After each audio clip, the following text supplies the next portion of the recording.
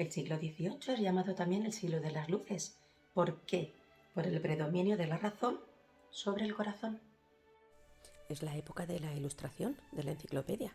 Todo va a tener una explicación y los ilustrados desean averiguar por qué.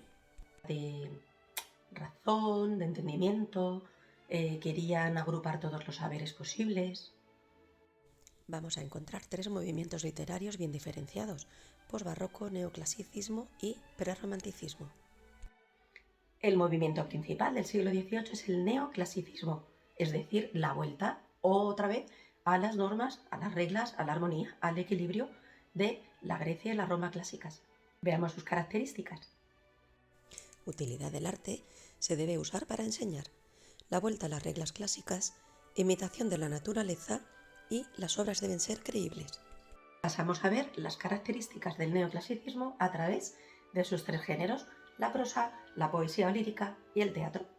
En la prosa se desarrolla sobre todo un género literario, un subgénero llamado ensayo, que consiste en expresar tus ideas acerca de un tema de interés común.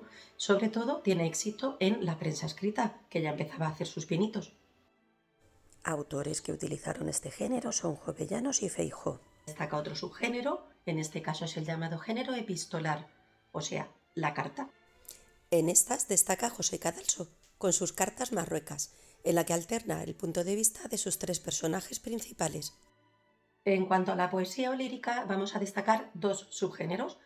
Por un lado, el género pastoril o las bucólicas y por el otro, las fábulas. Sí, hombre, las fábulas. Esas historias muy cortitas en donde los personajes principales son animales y al final pues se cierran con una pequeña moraleja o reflexión en verso. ¿Recordáis títulos como La cigarra y la hormiga o yo creo que la más famosa, ¿no? La liebre y la tortuga? Los dos autores principales son Tomás de Iriarte y Félix María de Samaniego. Teatro, bueno, pues este se va a regir por todas las características que regulan los demás géneros, pero va a incidir sobre todo en la credibilidad, en la verosimilitud de las acciones. Nuestro autor principal es Moratín, en el que en el sí de las niñas rompe una lanza a favor de esas jovencitas que han de ser casadas contra su voluntad. En cuanto al siglo XIX, vamos a tener dos movimientos muy bien diferenciados. Por una parte el romanticismo y después un movimiento, no voy a decir que sea opuesto, pero sí muy diferente, que es el realismo. O romanticismo. Todos pensamos en esto, ¿verdad? El corazoncito, las flores, los peluchitos, una puesta de sol, una imagen. Pues no. El romanticismo surge como oposición a la mentalidad racionalista del neoclasicismo. Supone la vuelta a los sentimientos, la libertad de expresión.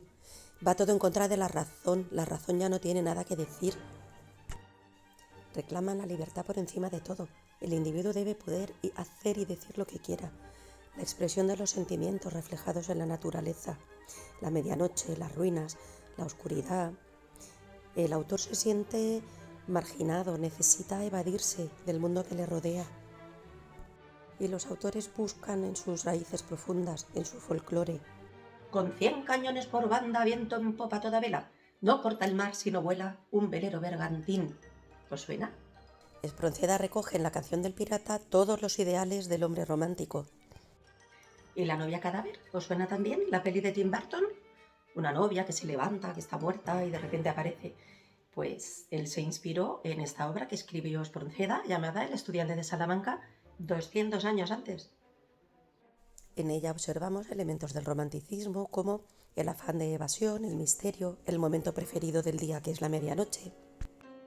Hija ilegítima, lo que suponía en aquella época, sumida en la miseria tanto económica como personal la mayor parte de su vida, Rosalía de Castro es, junto con Gustavo Adolfo Bécquer, la iniciadora de la poesía española contemporánea. En sus poemas refleja las condiciones de vida de las gentes humildes del campo, a la par que ofrece la desazón existencialista de la época. Autores ya posrománticos, Rosalía y Bécquer, apuntarían lo que después sería el modernismo, traído de Allende los mares por Rubén Darío. En sus rimas, Bécquer canta ese amor no alcanzado. Quizá por eso tenemos ahora la idea de lo que es el romanticismo.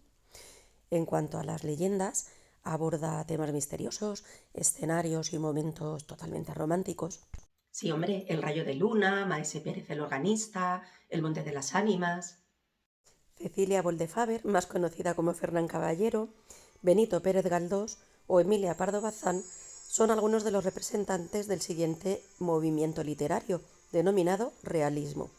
Lo que pretenden es juzgar, denunciar esa realidad que está soportando toda la población.